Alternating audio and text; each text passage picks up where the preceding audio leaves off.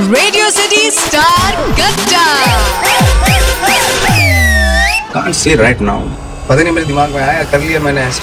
अब क्या आप बदला लेंगी मुझसे? सर, मैं आपसे जानना चाहती हूँ कि आज एक बेहतरीन एक्टर ये आपकी पहचान है, लेकिन जब आप स्कूल में थे तब आप शरारती बच्चे थे या नहीं? मुझे एक बार मुझे ऑन स्क्रीन तो बहुत पंगे करते हैं, स्कूल में ज़्यादा मैं बहुत ही शर्मिला किस्म का इंसान था। हाँ, बट एक गलती की थी जिसमें मेरी बहुत पिटाई हुई थी, मेरे टीचर ने की थी। मैं क्या किया था, हम लोग पीछे बैठते थे क्लास में, तो वहाँ पे एक टेबल रखी हमने, जो टेबल होती है बेंच होती है वो रखी, उसके ऊपर एक बेंच और रखी, उसके ऊपर चेयर रखी, फिर उसके ऊपर दूसरी चेयर, 3 चेयर 4-5 चेयर, और बिल्कुल हाइट पे जाके उसके ऊपर मैं बैठ गया। क्यों ऐसा करना था? पता नहीं मेरे दिमाग में आया, कर लिया मैंने ऐसे, और वो टीचर ने देख लिया। तो टीचर ने पहले उतारा मुझे नीचे जरा, और लंबी सी एक बैग थी उसके पास, और उससे मेरी पिटाई की उसने, मेरे सब निशान पड़ गए।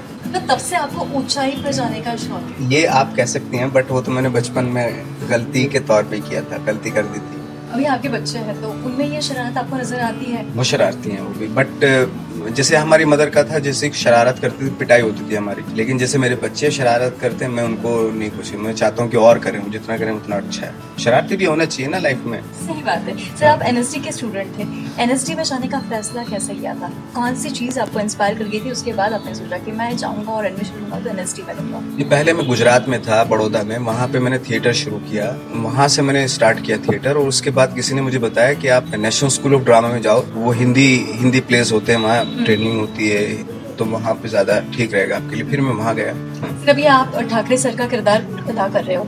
सर जब स्पीच देते थे तो उनका एक स्टाइल होता था, उनका एक ऑरा होता था, जैसे ही वो स्टेज पे आते थे ऑडियंस थम जाती। तो उसके लिए आपने स्पेशली कुछ किया इस फिल्म में? उनके जो जितनी भी स्पीचेस थी, आई थिंक मैंने अपनी लाइफ में बाड़ा साहब को इंटरनेट पे इतना देखा इतना मैंने अपने आप को अपनी लाइफ में नहीं देखा होगा। हर रोज मैं देखता था, जैसे हेडफोन लगाया और बैठा हुआ देख रहा हूँ, वहीं सो गया, सुबह उठा फिर चालू किया, फिर देख रहा है, देखता रहा। सोते सोते भी मेरे कानों में ना बाड़ा साहब की आवाज, स्पीचेस गूंजती रहती थी, यू नो। और कुछ टाइम तक, आई थिंक 15 डेज तक मैंने कोई प्रैक्टिस नहीं की, कोई आवाज नहीं निकाली, है ना। तो 15 डेज के बाद जब मुझे लगा कि बाड़ा साहब का पॉज लेने का तरीका, तो जिस तरह उनकी रिदम है बाड़ा साहब की, कि कई बार बहुत सारे डायलॉग एक साथ बोल जाते थे, कहीं पे फिर पॉज ले लिया, एक वर्ड बोला, फिर वो बोला, फिर थोड़ा सा ऐसे किया। एक आदत थी ना उनकी, ऐसे स्पीच बोलते थे, शॉल को ठीक भी करते थे, और ये है तो फिर यहाँ पे एक बालों को ऐसे भी करते थे वो। तो इसके छोटे छोटे नुआंसेस और हैबिट्स, उनकी मैनरिज्म, बहुत सारे चीज़ें ऑब्जर्व की उनकी। और उसके बाद आप देखना फिल्म में, जब डायलॉग बोल के बता सकते? जे रंगाचे गोळे मला चाटून जाईल तो रंग या देशात राहणार नाही ऑफिसर। क्या बात है सर, क्या बात है। सर, पुणे से रिलेटेड मैं एक बात आपसे पूछना चाहती हूँ कि पुणे के साथ आपका कैसा कनेक्शन? पुणे के साथ मेरा बहुत पुराना कनेक्शन है। बदलापुर की शूटिंग मैंने यहीं की थी पूरी, और बहुत बार आना होता है मेरा यहाँ पे। यहाँ FTI है, यहाँ पे 1-2 फिल्में, जब मैं स्ट्रगल के टाइम पे मैं आता था यहाँ पे FTI में आके 2-3 शॉर्ट फिल्में करके गया। और मेरी एक सिस्टर है, उसका जो ट्रीटमेंट है वो यहीं चल रहा है। बहुत ही आना जाना होता है पुणे में मेरा इस वक्त। मराठी फिल्म्स देखते हैं आप? बहुत ज्यादा। मराठी फिल्म इस वक्त पे हिंदुस्तान में सबसे अच्छी फिल्में बन रही हैं। किला, फेंड्री, सैराट, और मेरी ऑल टाइम फेवरेट है कोर्ट। ये तो आपकी फिल्म हमें मराठी में भी देखनी मिलेगी, लेकिन एक्चुअली आप मराठी में कब आए? देखो, जब भी कोई अच्छी स्क्रिप्ट आती है तो डेफिनेटली मेरा मन है करने का, तो मैं आऊंगा। कैसा किरदार आप निभाना चाहते हो? Can't say right now, but वो डिपेंड करता है स्क्रिप्ट पे। सर, अभी एक छोटा सा गेम है, 30 सेकंड में खत्म हो जाएगा, जिसमें आपको येस, नो, ना, नहीं, ना बोलते हुए मुझसे बात करनी है। मतलब आपके जवाब में नहीं आना नहीं चाहिए, हाँ आना नहीं चाहिए, येस भी नहीं बोलना है, ना भी नहीं बोलना है, बट आपको आंसर देना है, ठीक है? ट्राई करेंगे, चलो ठीक है। नवाजुद्दीन सर कभी किचन में जाता है, खाना बनाता है। शोले का कौन सा किरदार आपको लगता है कि अगर मुझे मिलता था तो मैं ये निभाता था? बसंती का डायलॉग भी बोल के बताएंगे? धन्नो, चल आज तेरी इज्जत का सवाल है।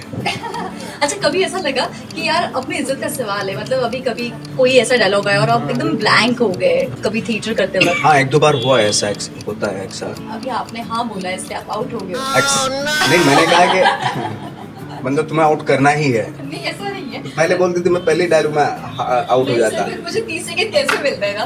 पर सर, मैं आपको बताना चाहती हूँ कि मेरा फैन मोमेंट हुआ था आपके साथ। आप 5 अगस्त को पुणे में आए थे, फिर आपके ड्राइवर ने आपको बताया था कि वो लड़की आपको देख रही है, फिर आपने कांच नीचे की थी और मुझे हाई किया था। तो आपको ऐसे बहुत से लोगों ने किया होगा, लेकिन उसमें से मैं भी एक। अब ये क्या आप बदला लेंगी मुझसे? नहीं, बदला नहीं लूंगी, लेकिन मुझे बहुत खुशी है कि मैं आज आपसे मिली हूँ। आप डिजर्व करती हैं, आप ऐसे आगे तरक्की करते रहें, बढ़ते रहें, बहुत अच्छी बात है। It's good. Thank you sir, thanks a lot. Hi, मैं हूं नवाजुद्दीन सिद्दीकी। 25 जनवरी को ठाकरे रिलीज हो रही है, तो आप नजदीकी आपके अपने नजदीकी सिनेमा हॉल में जाकर जरूर देखें। आप सुन रहे हैं रेडियो सिटी 91.1 शो सोनाली के साथ। Thank you sir. Thank you sir. 91.1 FM